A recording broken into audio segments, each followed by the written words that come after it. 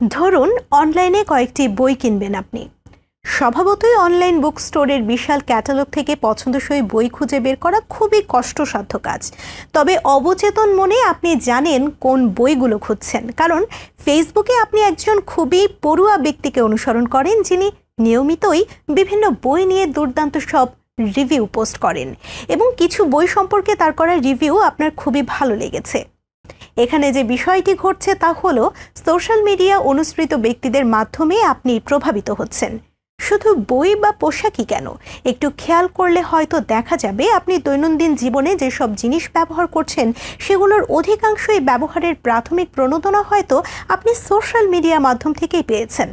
তাহলে দেখতেই পাচ্ছেন আমাদের রুচিবোধকে পরিচালনা করতে কিংবা আমাদের পছন্দ অপছন্দকে নিয়ন্ত্রণ করতে সোশ্যাল মিডিয়া ঠিক কতটা শক্তিশালী ভূমিকা পালন করছে।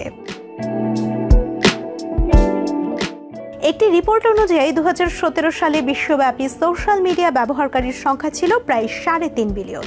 চলতি বছরে এসে সে সংখ্যা 5 বিলিয়নের বেশি অতিক্রম করে ফেলেছে। অর্থাৎ এই মুহূর্তে মোট বিশ্ব জনসংখ্যার প্রায় 63% অনলাইনে কোনো না কোনো সোশ্যাল মিডিয়ার সঙ্গে যুক্ত। এই বিপুল সংখ্যক সোশ্যাল মিডিয়া ব্যবহারকারীদের মধ্যে মাত্র অল্প কিছু মানুষের মাধ্যমে সিংহভাগ সাধারণ ব্যবহারকারী প্রভাবিত হচ্ছে। ওই মুষ্টিমেয় মানুষগুলো বিভিন্ন ক্ষেত্রে ট্রেন্ড সেট করছে এবং তাদের দেখে বাকিরা স্রোতের জোয়ারে গা ভাসিয়ে দিচ্ছে। তাহলে বুঝতেই পারছেন ওই মুষ্টিমেয় মানুষগুলোর কি ভীষণ ক্ষমতা। তাই তাদের জন্য একটি গালভরা নামও বেছে নেওয়া হয়েছে, সোশ্যাল মিডিয়া ইনফ্লুয়েন্সার।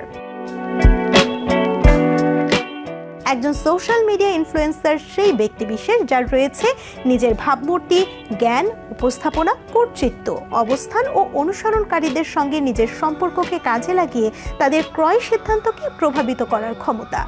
সহজ ভাষায় বলতে গেলে এ ধরনের ইনফ্লুয়েন্সার হলো সেই ব্যক্তি যে নিজে তার ব্যক্তিগত পছন্দ ও ভালো লাগা অনুযায়ী কোনো পণ্য ব্যবহার করতে শুরু করে, ওই পণ্যের ট্রেন্ড সেট করে দেয় এবং পরবর্তী সময়ে তাকে দেখে একটি উল্লেখযোগ্য সংখ্যক জনগোষ্ঠী ওই একই পণ্যের ভোক্তা বনে যায়। সাধারণত এই ধরনের ইনফ্লুয়েন্সাররা সোশ্যাল মিডিয়ার কোনো নির্দিষ্ট বিষয়ের বিশেষজ্ঞ হিসেবে নিজের পরিচিতি গড়ে তোলে। এই যেমন কেউ হয়তো ফুড এক্সপার্ট, কারণ তার বেশিরভাগ পোস্টের বিষয়বস্তুই হলো বিভিন্ন রেস্টুরেন্টের খাবার। তার ওইসব পোস্ট দেখে অনেক মানুষ সিদ্ধান্ত নেয় তারা কোনো একটি রেস্টুরেন্টে খেতে যাবে কিনা। মজার ব্যাপার হলো কোনো নির্দিষ্ট বিষয়ে একজন ব্যক্তির পরিচিতি গড়ে উঠলে বিভিন্ন ব্র্যান্ডও উঠে পড়ে লাগে তাকে নিজের করে নিতে। যেহেতু সোশ্যাল মিডিয়ায় ওই ব্যক্তির মতামতের গ্রহণযোগ্যতা রয়েছে, তাই ব্র্যান্ডগুলো চায় ব্যক্তিটি যেন তাদের হয়ে কাজ করে এবং সোশ্যাল মিডিয়ার মাধ্যমে তাদের ব্র্যান্ডগুলোর ব্যাপারে ইতিবাচক কথা বলে। এভাবে অনেক ইনফ্লুয়েন্সারই এক পর্যায়ে বিভিন্ন ব্র্যান্ডের বাণিজ্যিক উদ্দেশ্যে ব্যবহার হতে শুরু করে। তখন ইনফ্লুয়েন্সার পরিচয়ের আড়ালে তাদের আরেকটি পরিচয় তৈরি হয়, তারা কোনো নির্দিষ্ট ব্র্যান্ডের প্রমোটার বা প্রচারক। তবে হ্যাঁ, সব ইনফ্লুয়েন্সারই যে এভাবে বিভিন্ন ব্র্যান্ডের কাছে নিজেদেরকে বিকিয়ে দেয় এমনটি কিন্তু নয়।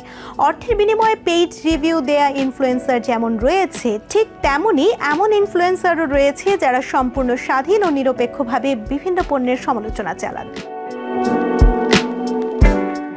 বর্তমানে যেহেতু বিশাল সংখ্যক মানুষ সোশ্যাল মিডিয়া ব্যবহার করছে, তাই খুব স্বাভাবিকভাবেই ইনফ্লুয়েন্সারদের তালিকায়ও ব্যাপক বৈচিত্র্য আসতে শুরু করেছে। নিউ ইয়র্ক থেকে সম্প্রচারিত TVN 24 টেলিভিশন বিশ্বজুড়ে বাঙালির কণ্ঠস্বর।